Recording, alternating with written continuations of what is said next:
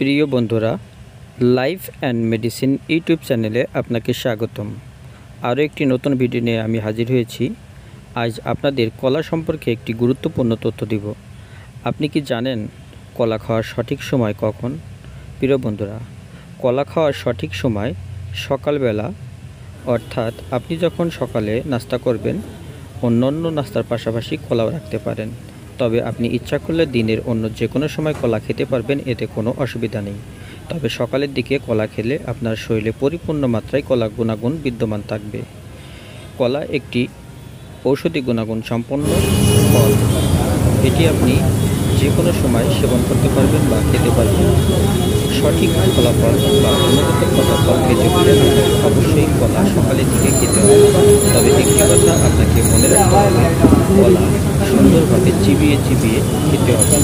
কলা খাওয়ার সঙ্গে সঙ্গে কলা তার গুণাগুণ দেখাতে শুরু করে, অর্থাৎ শক্তি যোগাতে আমাদের সাহায্য করে।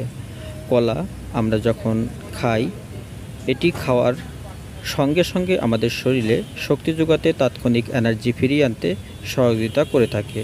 এছাড়াও কলা আমাদের পেট পরিষ্কার করতে সাহায্য করে, কোষ্ঠকাঠিন্য দূর করে। যাদের পাইলস এর সমস্যা রয়েছে, তাদের পাইলসের হাত থেকে রক্ষা করার জন্য কলা অত্যন্ত গুরুত্বপূর্ণ ভূমিকা পালন করে থাকে।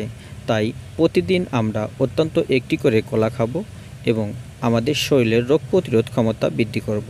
তবে আপনাদেরকে একটি বিষয় অবশ্যই খেয়াল রাখতে হবে, কলা যেন ফরমালিন মুক্ত বা বিষ দিয়ে পাকানো না হয়। স্বাস্থ্যসম্মত উপায়ে ন্যাচারালভাবে পাকানো যে কলাগুলি, এটি আপনার আমার সকলের জন্য উপকারী।